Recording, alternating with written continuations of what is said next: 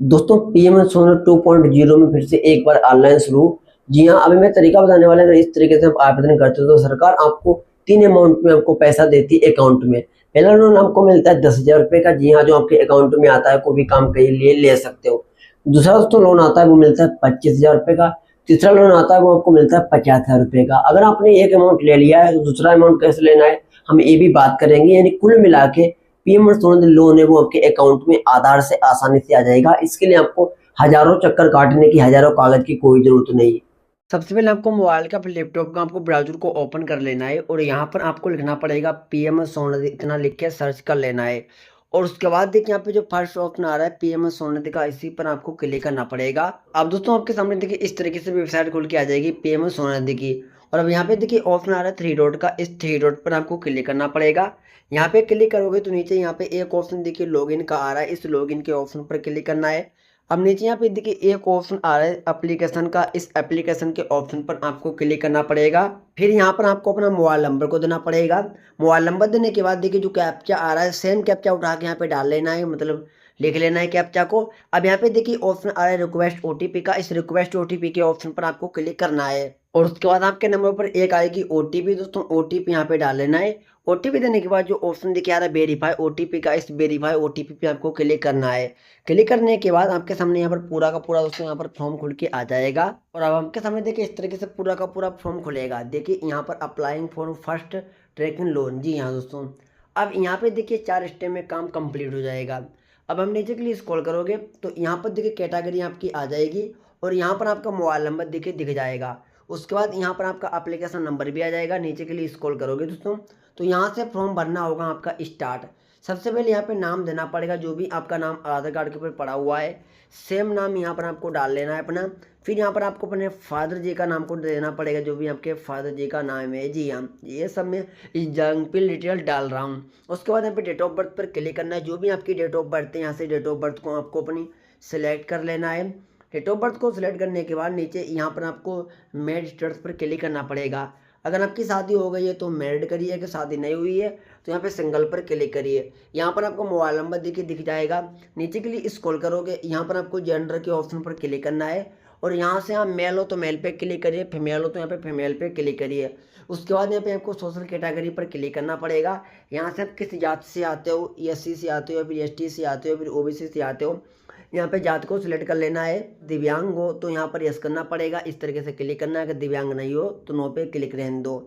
उसके बाद यहाँ पर आपको वोटर आईडी का नंबर देना पड़ेगा। जी हाँ, शुरुआत में मैंने वोटर आईडी नंबर को सिलेक्ट किया था तो वोटर आईडी नंबर मांगा जा रहा है। आप चाहो तो आधार कार्ड को सिलेक्ट करोगे तो आधार नंबर यहाँ पे देना पड़ेगा, बात बराबर है। कोई भी दस्तावेज दे दो, बस केवाईसी डॉक्यूमेंट लगेगा।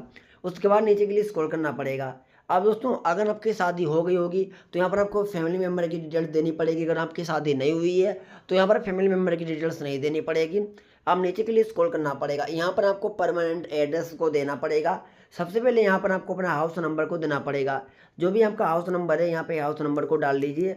फिर यहाँ पे जो भी आपका वार्ड विलेज है, जैसे जो भी ग्राम है यहाँ पे ग्राम का नाम डाल लीजिए। फिर जो भी दोस्तों आपकी एरिया आसपास की मशहूर जगह है वो डाल लीजिए।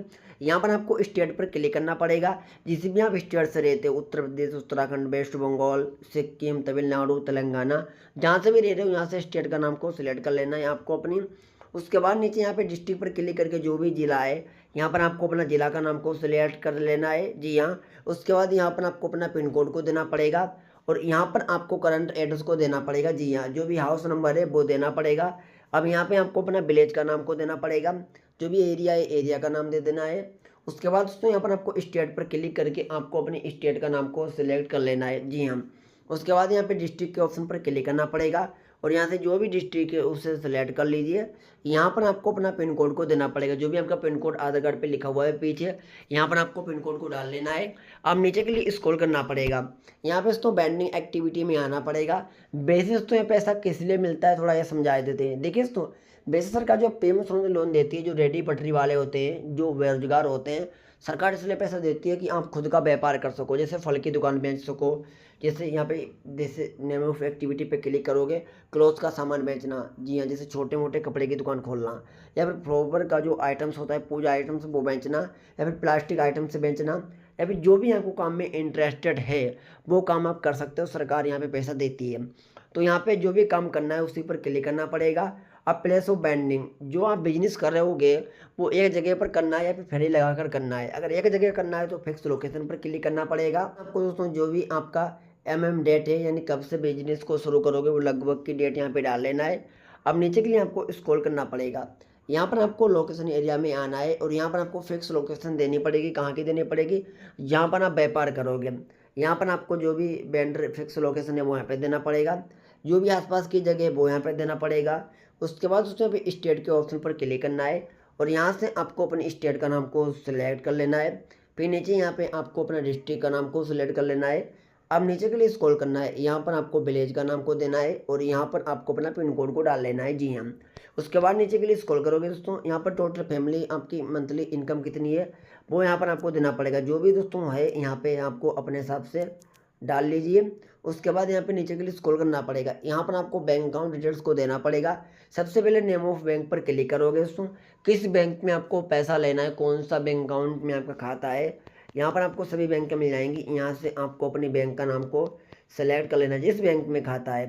बैंक का नाम को सिलेक्ट करने के बाद नीचे के लिए स्क्रॉल करना पड़ेगा, यहाँ पर आपको अपना IFSC कोड देना पड़ेगा बैंक का और यहाँ पर आपको सिलेक्ट और ब्रांच पर क्लिक करके यहाँ से आपको अपना ब्रांच का नाम को सिलेक्ट करना पड़ेगा। यहाँ पर आपको अपना अकाउंट नंबर देना है, अकाउंट नंबर को दोबारा पे कंफर्म करना पड़ेगा। जी हाँ, उसके बाद अकाउंट नंबर दोबारा देने के बाद नीचे के लिए आपको स्क्रॉल करना पड़ेगा। यहाँ पे डिजिटल पेमेंट आप रखोगे, यानी फ़ोन पे जैसे गूगल पे तो सभी लोग रखते ही हैं, तो यहाँ पर डिजिटल पेमेंट यहाँ पे बंद रहने देना है। उसके बाद दोस्तों यहाँ पर आपको पेमेंट पे यहाँ पे क्लिक करना है, क्या रखोगे, अमेजोन पे, भारत पे, यहाँ पे या फिर फ़ोन पे। अब जैसे मुझे रखना है यहाँ पे दोस्तों जो बहुत सारे ऑप्शन आ रहे हैं, जैसे मुझे रखना है कैनरा बैंक का यहाँ पे जो है इंटरनेट बैंकिंग। और उसके बाद यहाँ पे UPI ID को देना पड़ेगा आपको अपनी। नीचे के लिए स्क्रॉल करना पड़ेगा, नीचे के लिए स्क्रॉल करोगे दोस्तों, अब यहाँ पर जो फर्स्ट दोस्तों लोन मिलेगा वो आपको पहला लोन 10,000 रुपये का ही मिलेगा। जी हाँ, और उसके बाद फिर लोन आपको 25,000 रुपये का मिलेगा। अब दोस्तों मैं थोड़ा यहाँ पर ये भी बात कर लेते हैं, अगर आपने पहला लोन ले लिया 10,000 रुपये का तो सेकेंड लोन कैसे मिलेगा। देखिए दोस्तों, सेकेंड लोन दोबारा अप्लाई नहीं करना पड़ेगा, आपको बैंक ब्रांच जाना पड़ेगा। जी हाँ, और वहाँ पर आपको कहना पड़ेगा मुझे दूसरा इंस्टॉलमेंट लोन चाहिए पेमेंट सोने का, जिस बैंक से हमने लोन पास कराया वहीं पर जाना है। और दोस्तों जो मैनेजर है वो आपका लोन रिन्यू कर देंगे और आपको दूसरा अमाउंट लोन का मिल जाएगा। इसी तरीके से मिलेगा, सिर्फ फर्स्ट बार फॉर्म भरना पड़ता है, सेकेंड में फॉर्म नहीं भरना पड़ता है। तो अब यहाँ पे देखिए, अगर 10,000 रुपये आप लोगे तो ये 12 मंथ तक आपको सरकार को लौटाना पड़ेगा। अगर आप 25,000 रुपये लेते हो सेकेंड में तो यहाँ पे 18 मंथ को देना पड़ेगा। और अगर यहाँ पे आपको दोस्तों यहाँ पे जैसे 50,000 रुपये लेते हो तो 36 मंथ में दोस्तों देना पड़ेगा। यहाँ इसमें दोस्तों सरकार वैसे 10% का ब्याज भी लगाती है, लेकिन 7% मिल जाती है सब्सिडी, तो 3% सिर्फ ब्याज बचता है, बाकी का दोस्तों पैसा नहीं पड़ता है ब्याज का। अगर आप 50,000 रुपये लोगे तो 3% हिसाब से आप जोड़ सकते हो कितना पड़ेगा। उसके बाद दोस्तों यहाँ पर आपको आना पड़ेगा लोन पर्पस में। यहाँ पर आपको बिजनेस का जो ऑप्शन आ रहा है इसी पर क्लिक करना पड़ेगा, या फिर आप बिजनेस के लिए कोई छोटा मोटा सामान खरीदोगे तो यहाँ पे क्लिक करना है, या कोई और काम के लिए ले रहे हो तो यहाँ पे क्लिक करना है। उसके बाद नीचे आना पड़ेगा। तो एक लोगों की आपको डिटेल्स देनी पड़ेगी, अपने रिलेटिव में किसी की, फ्रेंड की, रिश्तेदार की, किसी की भी दे सकते हो, जिनकी भी डिटेल्स देना है यहाँ पर उनका नाम को दोस्तों दे देना है, जो भी नाम है। उसके बाद यहाँ पर उनका मोबाइल नंबर को देना पड़ेगा। उसके बाद जो भी एड्रेस है एड्रेस को डाल लीजिए, रिलेशनशिप को सिलेक्ट करिए, किसकी डिटेल्स दे रहे हो, अपने फ्रेंड की दे रहे हो या फिर किसकी डिटेल्स दे रहे हो, यहाँ से डिटेल्स को डाल लीजिए। जैसे मुझे रिलेटिव की देना है तो मैं रिलेटिव पर क्लिक करूँगा। उसके बाद तो सेकेंड में भी आप किसी की दे सकते हो, नहीं तो आप छोड़ दीजिए, नो प्रॉब्लम। अब नीचे के लिए स्क्रॉल करना पड़ेगा, सब कुछ सही सही बनने के बाद यहाँ पर एक ऑप्शन मिल जाएगा सबमिट का, सबमिट पर क्लिक करना पड़ेगा। सबमिट में दोस्तों क्लिक करते ही जो आपका पेमेंट सोने लोन है वो अप्लाई हो जाएगा और यहाँ पे स्लिप निकलेगी, गौर से समझना। अभी मेरे एक फ्रेंड ने लोन लिया था, मैं उसी हिसाब से आपको बता रहा हूँ। अब जैसे एक जो स्लिप निकलेगी उस स्लिप को प्रिंट करके आपको अपने जो बैंक ब्रांच है उसी बैंक ब्रांच में जाके जमा कर देना है दोस्तों। जमा करने के बाद जो बैंक के मैनेजर है वो रिक्वेस्ट को एक्सेप्ट कर लेंगे और उसके बाद जो लोन है वो आपके अकाउंट में फर्स्ट इंस्टॉलमेंट 10,000 रुपये की आएगी। जी दोस्तों, आप सोच रहे हो कि पहली बार अप्लाई करोगे आपको 50,000 रुपये मिल जाएगा, बिल्कुल दोस्तों नहीं मिलेगा। आपको ये लोन पहली बार जो लोगे तो उसमें आपको 10,000 रुपये मिलेगा, बाद में आपको दूसरी किस्त मिलेगी, फिर तीसरी किस्त मिलेगी। और सरकार अपने पोर्टल पर यह क्वेश्चन देती है चैट बॉक्स का, देखिए यहाँ पे क्लिक करोगे, आप चाहो तो इस लोन से जुड़ी कोई भी जानकारी पूछ सकते हो गवर्नमेंट के द्वारा। जी दोस्तों, और बाकी सरकार टोल फ्री नंबर भी देती है, आप उस पर भी जानकारी ले सकते हो अगर कोई लोन के बारे में आपको इन्फॉर्मेशन समझना है या फिर कुछ भी पूछताछ करना है तो आपको जानकारी समझ में आ गई होगी। आपको दोस्तों दिमाग में एक सवाल आ रहा होगा, अप्लाई करने का लोन कब तक मिलेगा दोस्तों। तो विदिन 1 हफ्ते का टाइम लगता है, 2 हफ्ते का लोन अकाउंट में आ जाता है और बाकी अगर सही फॉर्म भरोगे तो आ ही जाएगा जल्दी। तो वीडियो अच्छा लगा हो लाइक करना, चैनल को भी सब्सक्राइब करना।